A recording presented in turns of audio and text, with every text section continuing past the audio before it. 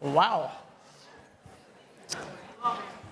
Good evening, everyone. My name's John Heubusch. I have the distinct honor, of being the executive director of the Ronald Reagan Presidential Foundation and Institute. I want to welcome all of you here this evening in honor of our men and women who defend our freedoms around the world.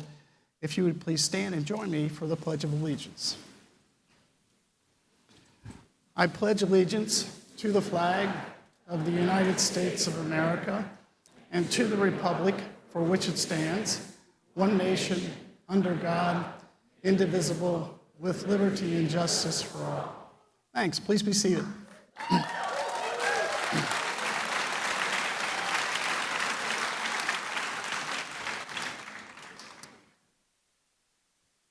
I'm going to keep this introduction brief for two reasons. The first is because I have absolutely no doubt that if you are sitting here this evening, you are already a fan of Greg's. You've watched him for years, read his books, and you know a great deal about him. Now, I could tell you that Gregory John Gutfeld, born September 12th, 1964, is an American television personality, author, editor, producer, blah, blah, blah. But I know that's not what's important to a Greg Gutfeld audience. A Greg Gutfeld audience simply wants as much of Greg as possible.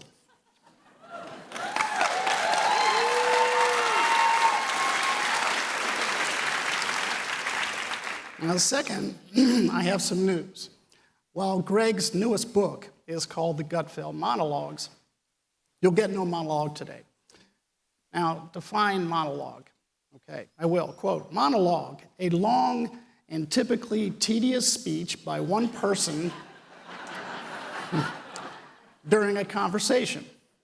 Okay, use it in a sentence. Fred carried on with his monologue as if I hadn't spoken.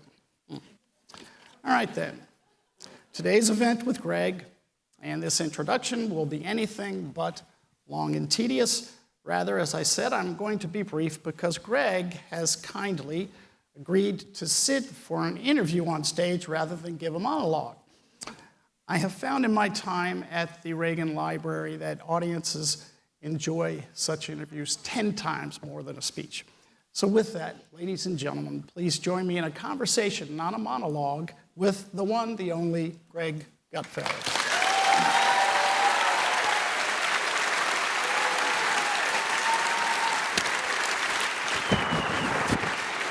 You lied. Let's get after it.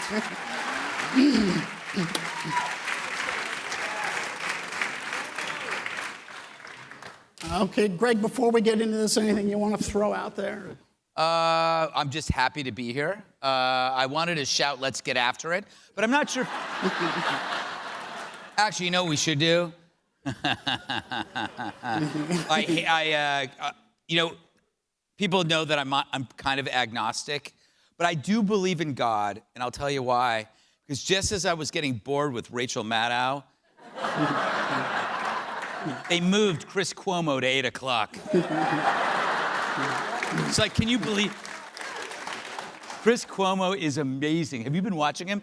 He starts every show with this weird, let's get after it. Have you watched this? Yeah, yes. All right, so let me do this. Let me hit this.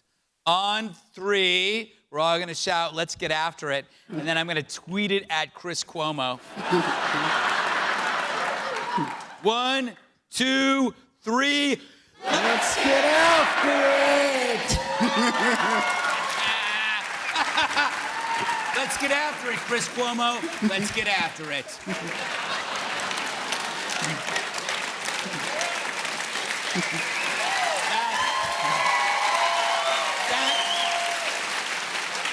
That will be the best thing that's ever happened to him since his haircut. By the way, He has a terrible haircut, but we won't get into that. I'm sorry, I've already derailed this into something else. All right, Greg, in the green room before we came out, you started to tell me a story. We ran out of time, and I want you to finish it. And it's a story about Newark.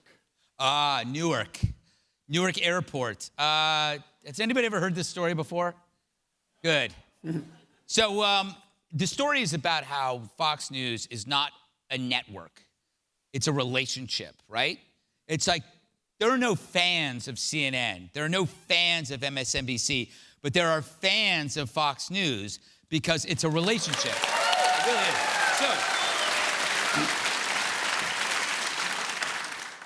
So if people watch Fox, they know who you are, and if people who don't watch Fox, they don't know who you are. So I can pretty much glide through New York and nobody really knows who I am. I mean, it's like being a conservative in New York is like being a belt in Michael Moore's house.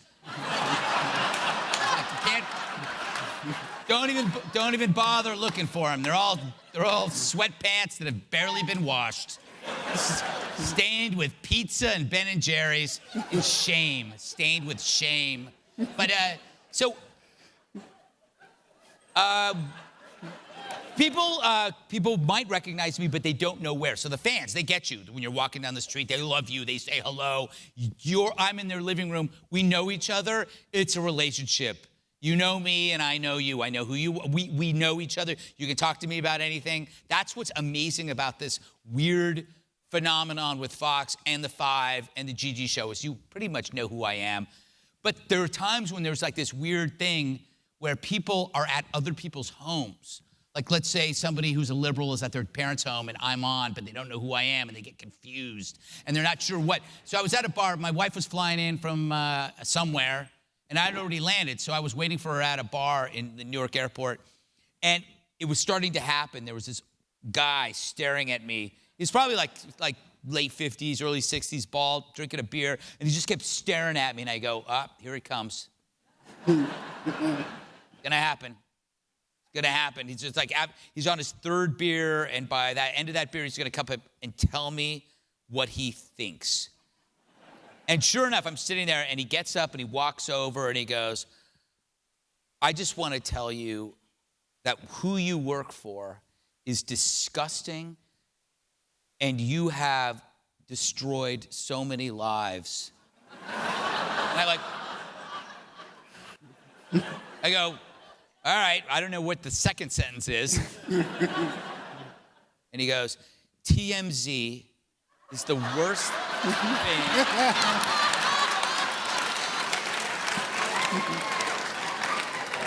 I'm like thinking, I look like that guy? The guy that looks like Jack LaLanne's like mutant brother. Anyway, what is his name? Harvey Levin. I realized that I could have punched this guy in the face and he would have told the police it was Harvey Levin. I missed it. Totally screwed up that opportunity to commit a crime, the perfect crime, and not get away with it. Anyway. Greg, congratulations. I understand this book is already perhaps New York Times bestseller. Yes, it's and it's a bestseller without going on The View. All right?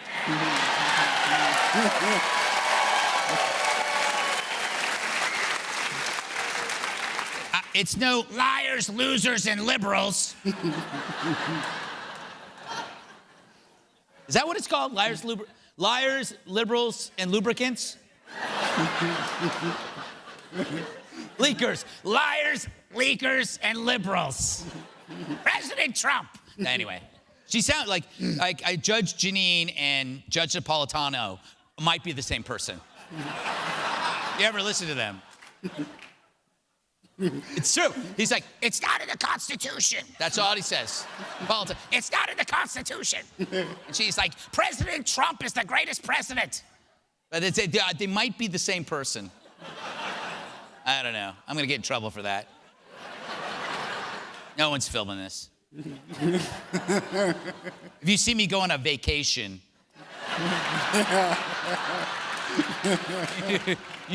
You know why. It's mysterious how Fox News people always go on vacations. It's amazing. All of a sudden, they had it planned. The vacation had been planned for years. Anyway, I don't plan any vacations. The book. Yes. I'm the worst plugger of books. I don't care. You can ask me about it. You don't have to ask me about it. I'm gonna help you. I talk about your book. Yeah. Please. Great writer, John. Anyway, sorry. Greg, okay. Everyone here has experienced your monologues on a daily basis.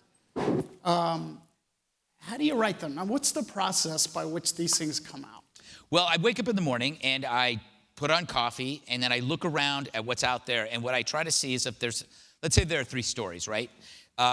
Whether it could be, I don't know, Antifa, collusion, or North Korea. And so there's 3 stories, and I look at them, and I try to see what hasn't been said, because the worst thing that could happen is if I write a monologue and it feels like I heard it from somewhere else, then I feel like I'm cheating. So I have to figure out what's not been said. But the most important thing, so that's the first step, which leads to the second step. And the second step is the unspeakable truth, which means that the moment that I deliver the monologue, you at home should go, yes, that's exactly what I was thinking.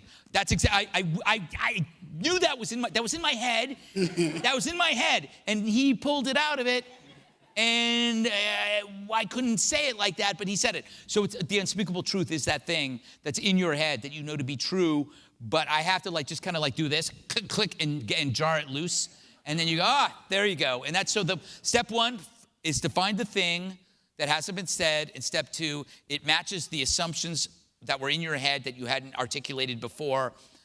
Oftentimes what helps is, and I've said this in the book, is to pretend that you are drunk. And it's actually really easy to pretend you're drunk.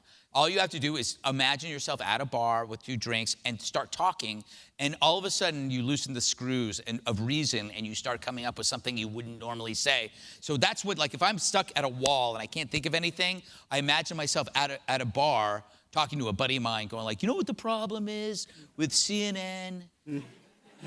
Bunch of nosy neighbors. They're always looking in your backyard. You got that bald guy. Can't stand the bald guy. You just get it, and then all of a sudden it becomes a story that you're telling. And I think that helps. Others have produced greatest hits, whether it's albums or books or what have you, but this is the first greatest hits sort of book I've seen where you go back and don't just reproduce it, but you're actually commenting on what you initially wrote. That's a neat idea. Yeah, this is stuck here. I was going to show you. Yeah. So I probably wrote 2,000 monologues. So there's no way you can put that in a book. So maybe there were 200. And I'm reading it and I'm going this doesn't work. Because I'm reading it and I'm criticizing what I have in there. And I thought it would be really cool if I took apart my stuff. And so what I did was I just wrote about what I was thinking when I wrote it, how it's changed, and the stuff that I got wrong. There's a lot of things that repetitive stereotypes that I rely on when I can't think of anything, or I am writing with a hangover. And whenever I talk about a liberal, I will talk about a nose ring or patchouli. And I realize that I'm actually relying on kind of these typical stereotypes that probably don't work anymore, or at least make me feel like I'm being lazy. So throughout the book, I'm constantly revisiting what I wrote and being as blunt as I can about how I got things wrong and maybe the things that I got right. But I did get a lot of things wrong, but I got a lot of things right. I'm about 80-20. Well, exactly on that, on the got it right and got it wrong, is there one particular monologue where you say, that is it, I hit it out of the park, that's the best I've ever done? And is there one where you got so much grief, you were just thinking, I never should have written it? Yeah. Well, it's kind of like asking Genghis Khan about who's his favorite child. or Kirk Douglas. I know he has terrible kids.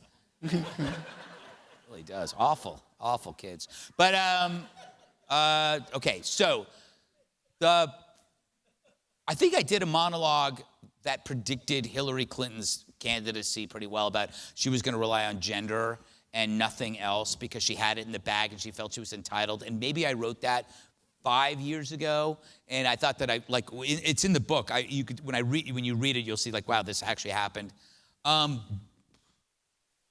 Bad monologues, probably. I don't know. I probably didn't include them. Somehow they disappeared. But the really bad ones just didn't. For some reason, they didn't end up there. I didn't get rid of them. I was probably a little too hard on Bernie Sanders, maybe, in terms of making fun of him and not really realizing that there was a general, genuine movement going on. But I always just saw him as a lifelong socialist, which he was, who had written erotic poetry. Terrible. Google his erotic poetry. But he was just like, no, don't Google. Take my word for it. It is not stimulating. And if erotic poetry doesn't arouse you, then it's not erotic poetry. I'll stop there. No. Best not get into my opinions or assumptions on erotic poetry.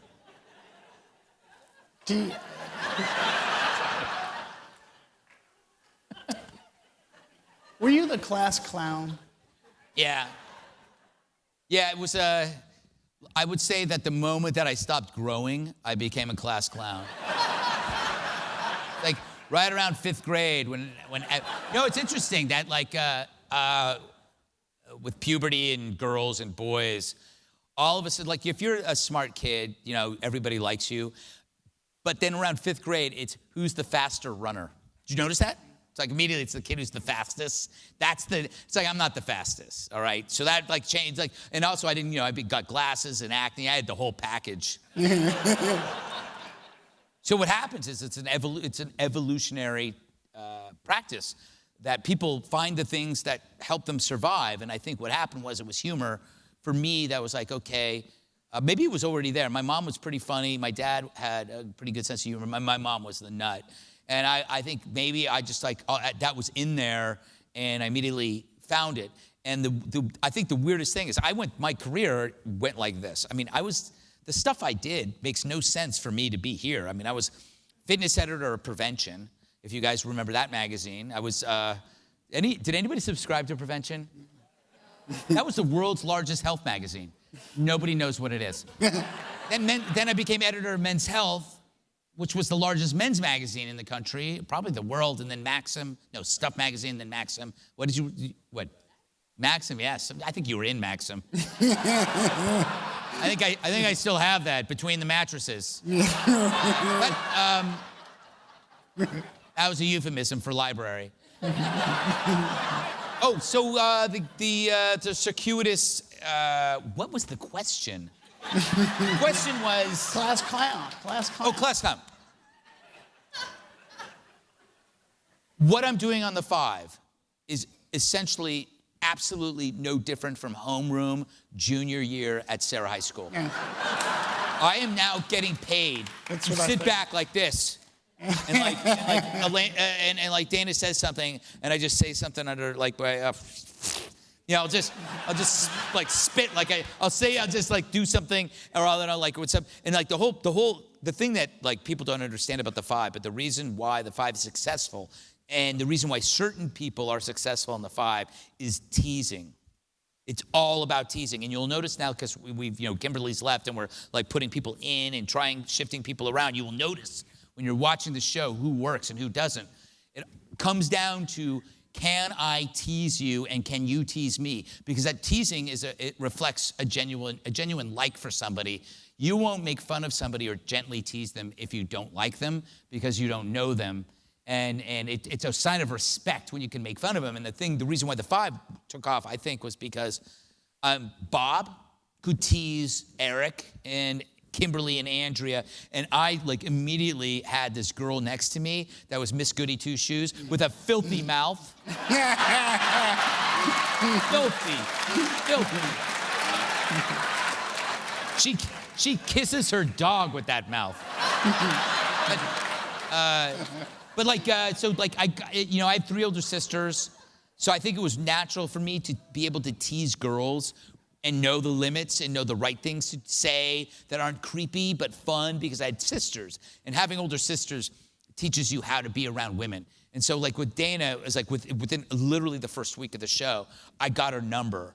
I knew that there were certain things she didn't know about life that I could play with and like mess with her and like make little jokes. And she'd be, what do you mean? And I go, I can't believe you said that. And she's like, what did I say? And I go, oh, you know what you said. It's like totally, and it would just totally throw her off. Yeah. And then she finally figured it out. And that's the five, I think, became very successful because her and I were always like, there was something going on that was like, it was a brother-sister thing that was weird. And then you had Beckel with his like, you know, like this the whole time. Yeah. And it was like, there was no, Red Eye will remain always the strangest show ever on television, right? It is. It's the strangest. Nothing like that. But The Five was the most human show I think I've ever seen. You know, you see the successful nature of sitcoms like Friends, right? Or ensembles like Seinfeld. But the fact that The Five is real people, there were actually real people who really didn't hang out together. Like when I met Dana, she totally blew me off. The first time I met her, she was standing out in the breezeway at Fox, and I invited her to do Red Eye, and she like didn't even look at me. She was just like, hey, I'm Greg Gutfeld. I do a show.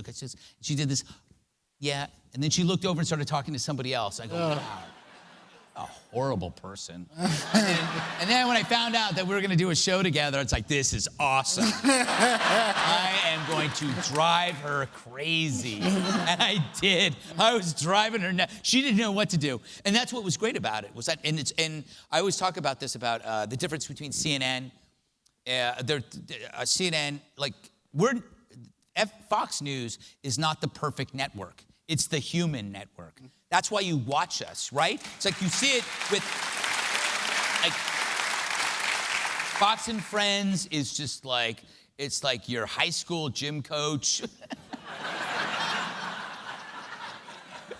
You know, there's like this goofy weirdness about it, but you like Brian with his toupee.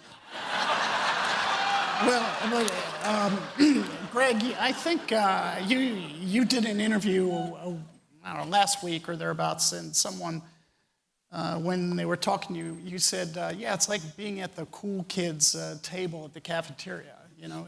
Well, I don't know if I said cool. I don't believe it's the cool kids.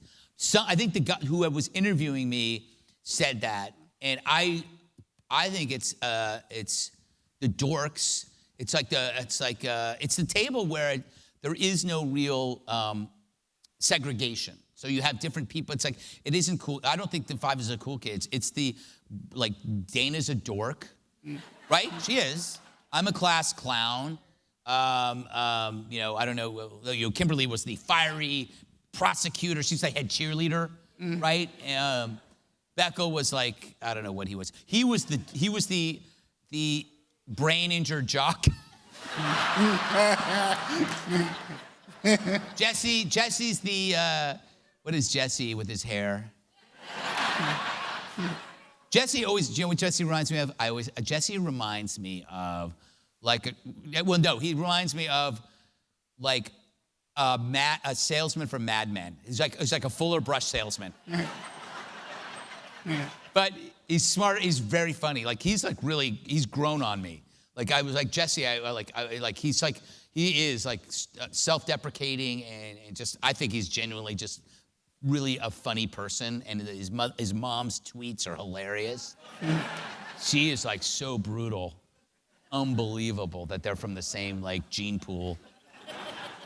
Well, if they'll not cancel The Five, but if they did for some strange reason, what do you see yourself doing?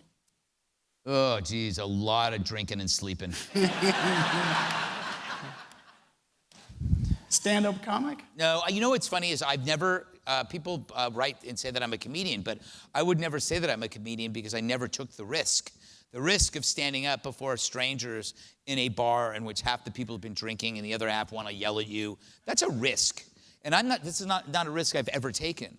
Like, I've done speeches and I've done stand-up, but I've done it to people that I know, and I do things like this, but I'm in a comfortable, so I have deep respect for and also I have comedians on my show, and to show them respect, I would never say I'm a comedian, because for example, I don't like people who say they're comedians and don't do stand-up. That bothers me, so I would never do that. And there's a few people out there that do that, and I always go, you gotta go out there and like risk it. And I'm not gonna do that, so I'm not a comedian. I just like to sit and talk like a class clown would in homeroom.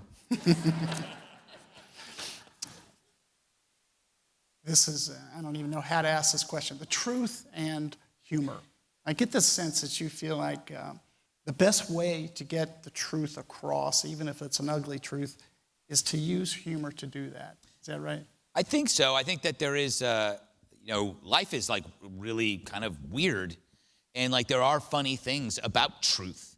And I find that there's a recipe that if everything's funny, then you're gonna forget about it. And if everything's just purely honest and serious, you're gonna forget about it. But if you can smush it together like a Reese's peanut butter cup, half humor and half truth, then you remember it. And the way that I try to do that is through analogies. Even though analogies are not always accurate, but if you can get close to it, it's great. I'm trying to think of one. I think I said recently. I said that the media is like the fun extinguisher. No, what did I call it? The good news extinguisher. It's like a fire extinguisher. When there's good news, they just spray on. They got to get rid of it because that's what they do. Whenever there's good news about the economy, good news about North Korea, good news about Russian sanctions, they come out and they just spray it down. They have to spray it down. So it's a funny idea, but it's actually truthful. And I think that humor is the best way to get at people and get to what they're thinking about. And also it's just more fun to laugh. And there's plenty of serious people out there. You don't need another one of them. You don't need another me being serious. I'm here strictly to be a clown and be a fool for your entertainment. That's what I'm here for. I don't want to be. I don't want to be Bill O'Reilly or whoever replaced him. By the way.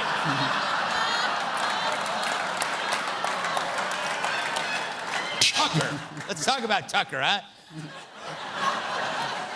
I love Tucker's face. When he's interviewing somebody, he's like a dog in front of a butcher shop. And when he, after he eviscerates his guest, and he basically drills 3 new, rectums, he will say this. He will say this one sentence, and he'll say it so clearly and so sincerely. Thanks for coming on.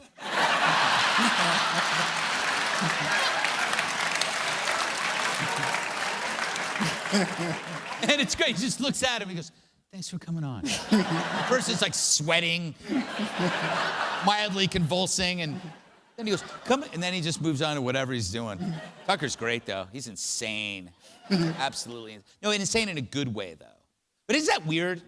It's okay, there's the last time I was here was maybe 3 years ago, 2015. A lot of stuff has happened since then. Thank God, nothing at Fox, right? Yeah. And real smooth. But my point is that a lot has happened, but we're bigger than ever, and it's because of you guys. It's like you guys actually stuck by us. Even though we lost, I guess, 75% of our prime time, I'm pretty sure. We lost, Megan, O'Reilly, the Scientologist. I like Scientologists if there are any here. She just doesn't like me. But I mean, we lost a lot of people. And the only reason why we are stronger than ever is because of you guys. It goes back to the relationship. And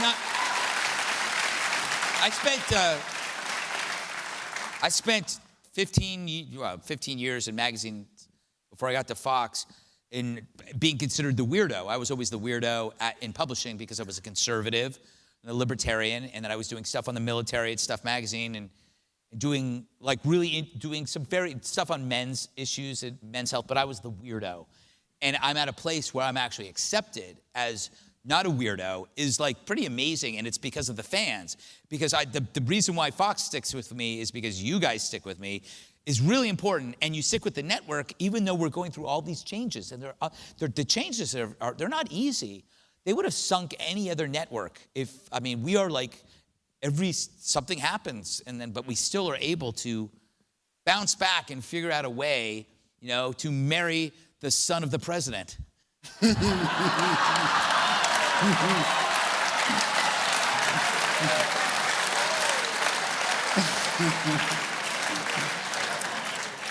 I was talking about Ducey. But on What's that, great about this, because none of this is going anywhere. yeah. If you post any of this crap anywhere, realize I will lose my job. Greg, on that very subject. Of me losing my job? Yeah. Well, Have I done that poorly? depending on how you answer this question, you might. Fox News and the White House. Yes. Talk about the relationship. Well, okay, that's a tough one because my boss, it's so funny because my boss was Bill Shine. Bill Shine is now head of communications for Trump. So now he's my boss again. Joke. It's a joke. I tell myself it's a joke. But it's great because here's the beauty of this. So I would only get in trouble at Fox for my tweeting because I come home from work and I have a glass of wine or two and I get on there and I say stuff. Sometimes I don't pay attention to the effects. For example, I came home one night and I opened up the laptop and I see this tweet it looks like it's from Piers Morgan and it's about guns.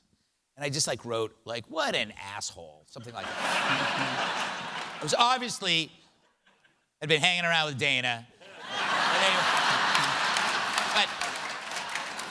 So anyway, I use some euphemism for a male body part, whatever it is. Nothing happens. But then I just get an email from Bill Shine, who's the VP. It might have been the president at that point because maybe Ailes had already left. And he just writes, why? Because whenever I got in trouble, I would just get an email from Shine that goes, why? Why not? Why not? So what I screwed up, my TV wasn't on. So I didn't realize that the tweet was not from him. It was from Fox News quoting what he had said on Greta's show at the time. So Greta's show was on, and I was tweeting about something. But I'm home. I'm not going to turn on Fox when I come home. It's like if you're in a strip club, you don't have a pole in your living room. I don't need to turn it on. And so, but nobody believed me. Everybody thought that I was purposely being a jerk.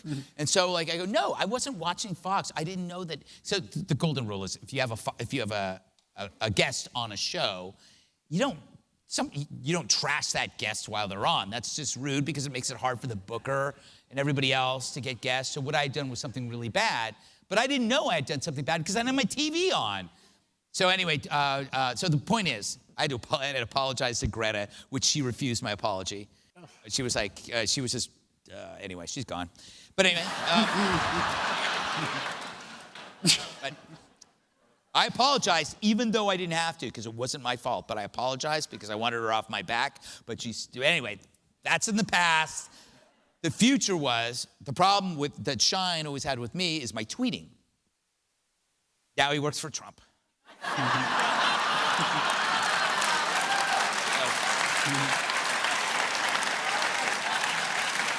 He misses my tweets. Yeah. My tweets are nothing compared to that. Well, okay, speaking of, are you surprised that Trump won the election? Yes. Well, okay, everybody was. Has anybody read my book yet? All right, so the first 2 pages or 3 pages is about election night, and I won't get into it, but it's about election night and how we were told by all of our experts, all of our analysts, and I'm not going to mention their names, but one of them looks like a pumpkin.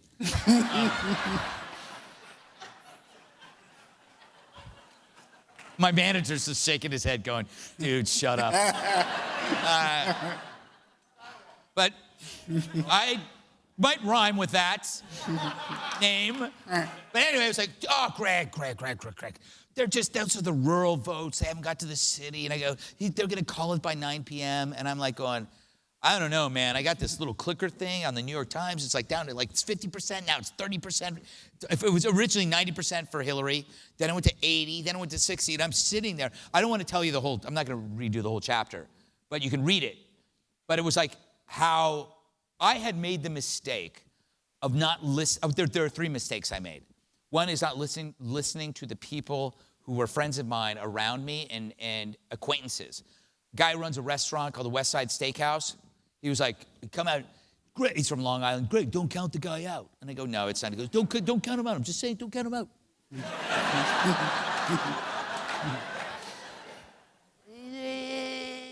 It's not over. It's not over. I had a woman from the Ukraine giving me a chest scan for something, and she lectured me on that Trump was the last savior for America. She was a refugee from the Ukraine, and she was saying that if we don't elect Trump, the world's going to end.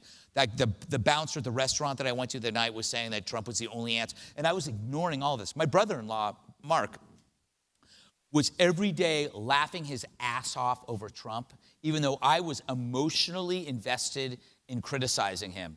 And the reason why I was emotionally invested in criticizing Trump was 2 reasons. One, I was around people that hated him, and I was around people I didn't like who liked him.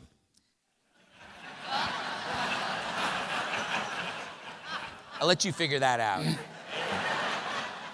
So what happened was I was emotionally invested in my beliefs that were incorrect because, and I learned this a lot from reading, he wrote Influence, Cialdini. I don't know if anybody's ever read Cialdini, but you should read the book Influence. And then also listening to Scott Adams' podcasts, if you listen to Scott Adams, who does Dilbert. But it was all about the idea of persuasion and influence. And once I started looking at that, I was able to pull myself out of my emotional effects that were making me look at this the wrong way. So I realized that once I started looking at, divorced myself from like, okay, he's upset a lot of people at Fox from his demeanor, which, by the way, it upset a lot of you people, but he's no different than I am. That's what I realized, is that I was mad at him for telling jokes that I would have told.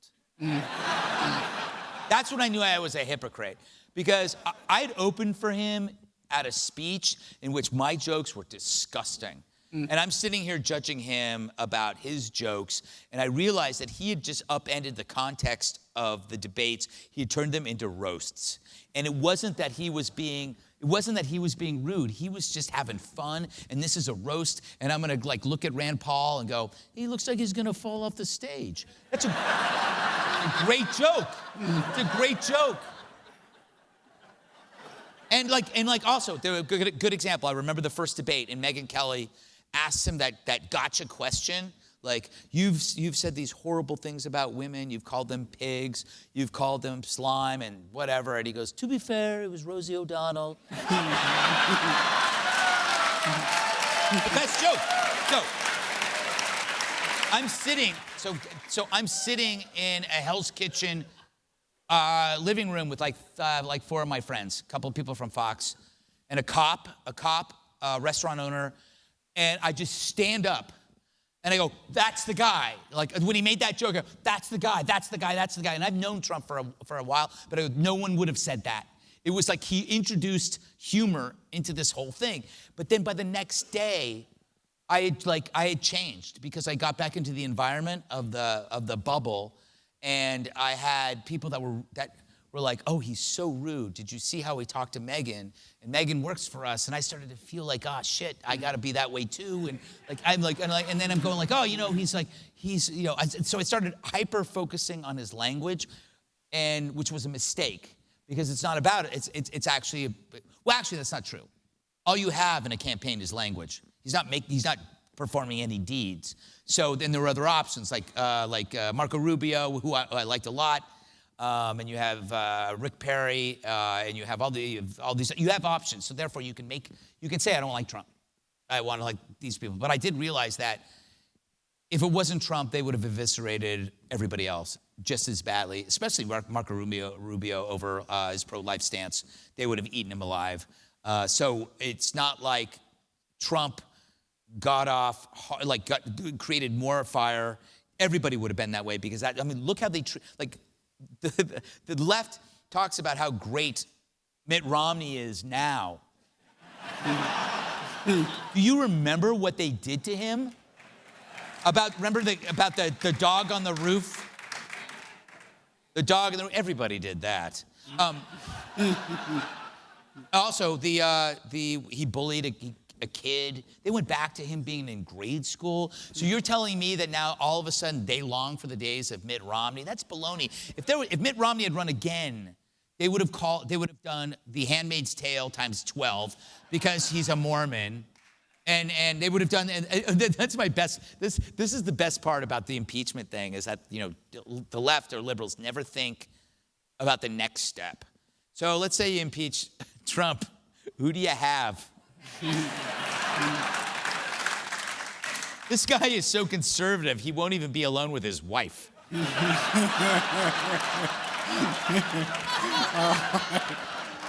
Okay. True.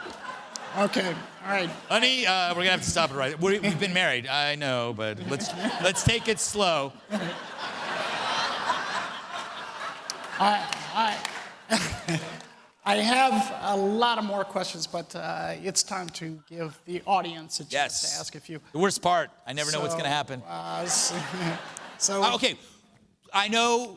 Let's eliminate the one question about Juan. Everybody always asks me, I know. That's all you want. You go, does Juan really believe in the things he says?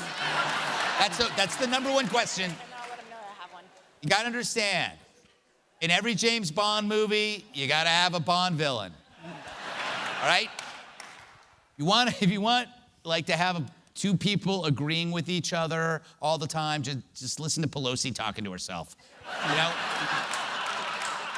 The five, you gotta have the antagonist. If you don't have the antagonist, you get nothing out of me or Jesse, and it gets ugly at times. But if you don't have that, then you don't have a show. And it is real, and he does believe that. He hates Trump. And he has it's about that, go back to Scott Adams with the dual movies going on. Like, we all see the same things, but it's two different movies. Like, Juan and I are seeing Trump, but we're seeing two different movies.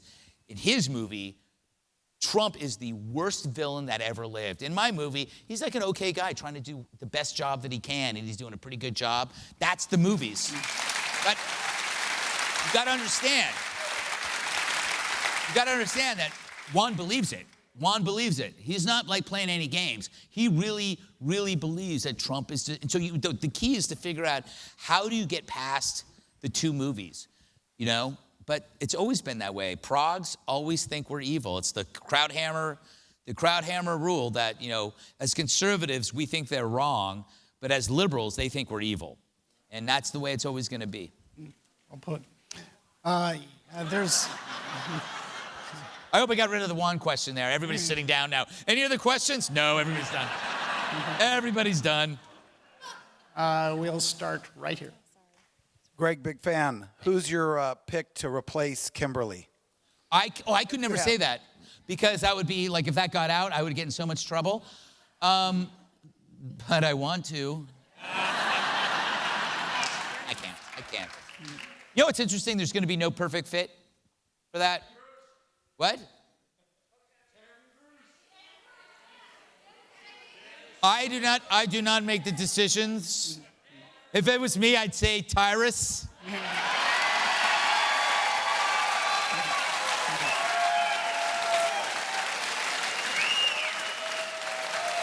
He has the legs.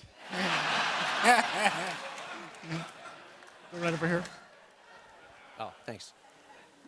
Hey, Greg. Name's Paul. Thanks for all that you do. Really love it. Thank you. Got a kind of Scott Adams question for you. Yeah. So I've noticed with the outsider rise of Ocasio and, maybe Ruffalo or Rosie or these different people, that people are saying, oh, fear the outsider because that's what the left is going to try to bring. But I think they're just going to get out skill-setted by somebody like Trump because he has such a depth of not just, oh, he's a billionaire, the persuasion stuff. Yeah. Legitimately, he's funny. he has all these different kind of skill sets that are just way beyond just the 28-year-old who's never done anything. Like, Right. this guy did a bunch. So he might just out-skill set Rosie, who's angry and just, doesn't love the country. What Scott Adams, and you should read Win Bigly. He talks about this thing called the talent stack. Yeah. The talent stack, which is like, you don't have to be perfect on everything, but if you can just be reasonably good on a set of talents, you'll win. And what Trump is good at is a stack of different talents, and one of them is humor. The one thing I will say, and Scott Adams talks about Ocasio-Cortez, is that, and I don't know if I agree with him completely on this, but the fact that facts really don't matter, it's persuasion, and she has proven that the facts don't matter, and she's going to win. She'll be a congresswoman, she'll win, and facts won't matter. But what she has is she has enthusiasm. I do think she has a modicum of charisma, and she needs to dial back a little bit. But the thing is, I go back to the other stuff. Like, I have been critical of Trump and been wrong. So it's like I was telling Trump not to be who he was, which is entirely what I would have done. I would have been me. So it's like if she's herself. That's what Trump has done is he's created an environment in which you cannot go back. You cannot go back and have the same politicians. I don't know how you're going to do it. I don't know how you're going to have a Jeb,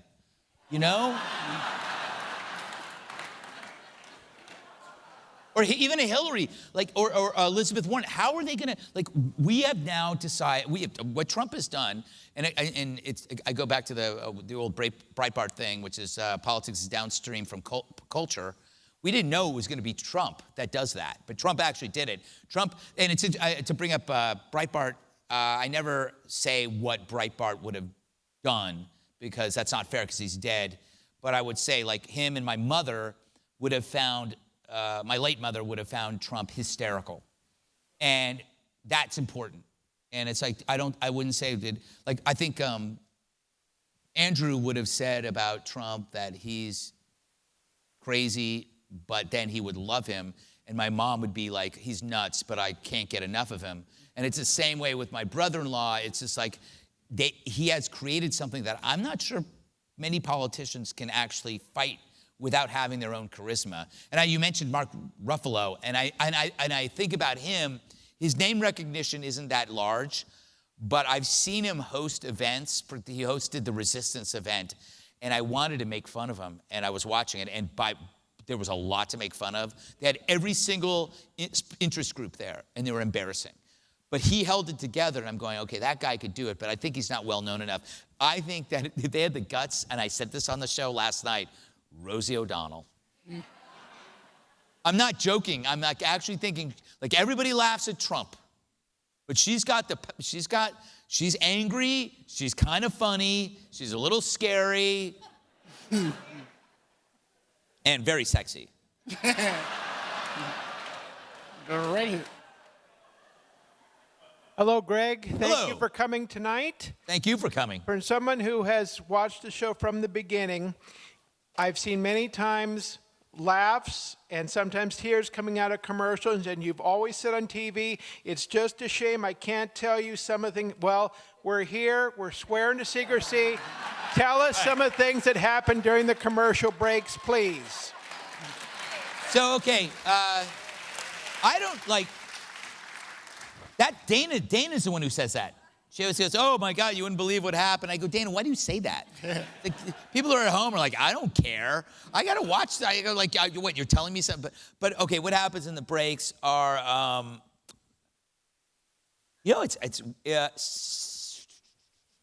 think we end up following, if the segment ends in a really weird way, what happens is it's a continuation, except it's got swear words. It's like F you, screw that. You're like, what? Geraldo threw a pen at me the other day. Did you see that? Yeah. So I threw a pen back. I picked it up and I heaved it at him. I thought that was a badge of honor that when Geraldo cannot beat me in an argument and had to throw a pen at me. That was about as empty as Al Capone's vault.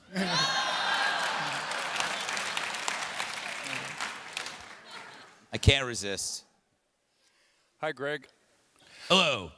Hey, I just wanted to find out if you could tell us who or what caused you to make that leap from magazines to Fox?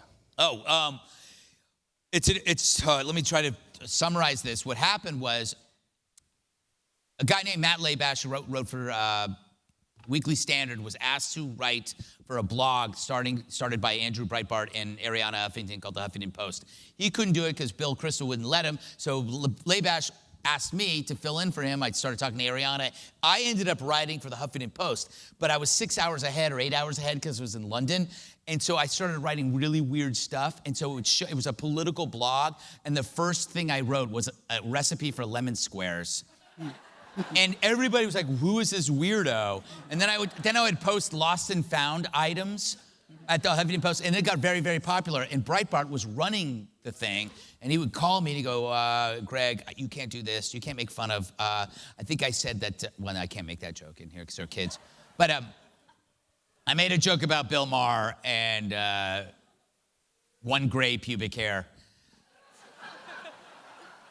being longer than his genitals. And I remember Breitbart calling me and going, I don't think you can have this in here. And I go, and I'm like, I don't know. And then 5 minutes later, he calls back and he goes, I'm sorry, I will never ask you to do anything again. Do whatever the hell you want. Write whatever joke you want. And so what happened was, I started writing for the Huffington Post, and that was political. And then the people, Fox in LA, were reading that and said, who is this weirdo? And they threw some dude out in London to meet me. They flew me in, handshake deal. Next thing you know, I had a TV show. But it had nothing to do with magazines. They didn't look at my reel. I'd been doing like those stupid VH1 things where you go, what's up with Paris Hilton? I was doing like once a month of that crap. But it was all because of my writing on the Huffington Post. Weird, huh? Right here. Breitbart.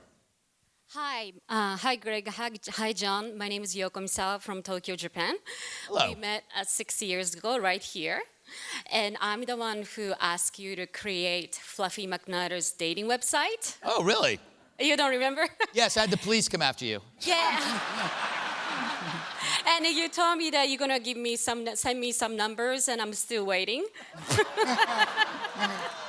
You said it was a Fluffy McNutter dating site? Fluffy McNutter's dating site. Yes. Conservative. Yeah, I wonder, do anybody remember Fluffy McNutter? I was a character I created at Red Eye. It was a sidekick to Unicorn Jones. The whole point of Fluffy McNutter and Unicorn Jones, I can't believe I'm talking about this, but there is a reason for this, and that is when you're watching a TV show, what happens if you create off-ramps for people who aren't political or who are different, and there's something there on the show that hits them in a weird way, and they go, what is the unicorn thing? And all of a sudden you have a kid that's into unicorns, right? You have a kid who who gives me this. I don't know who gave me, somebody gave me this, or she gave me this unicorn. So it's the same thing with the music. So like everybody in the Five, they don't choose their music, but I choose my music on purpose. I choose thrash, metal, speed metal, punk, electronica, some weird eclectic stuff from the 70s, but I try to pick I'll do Slayer, I'll do old Clash, and my favorite band is the Cramps, and I put this stuff in there because there's somebody at home. Like, for example, a great example is this. I love this band called Power Trip. They're a thrash metal band out of Dallas. Left-wingers. Lead singer's a left-winger, or maybe apolitical, which makes him a left-winger. And his dad, Fox watcher, watches every hour. He's sitting there, and they live together, him and his dad. And all of a sudden you hear this, and it's just hard metal coming from the TV, and it's his son's band. And it's like, holy crap, what is this? And he walks in, and they're playing Power Trip on the Five.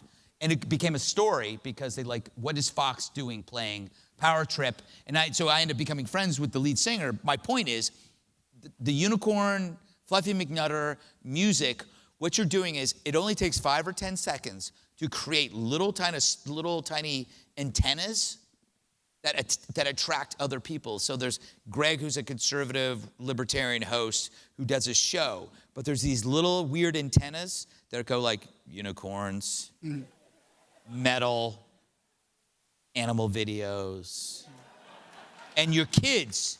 So you have kids that are watching the show and they go, I like him, I don't know what he's talking about.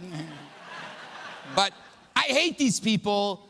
I hate these people. I like that he yells, and I like that he has animals and unicorns, and so all of a sudden you create like a weird audience that you wouldn't get at another show because you're taking these little risks. It's really, I think it's the most important thing that I do. Thanks.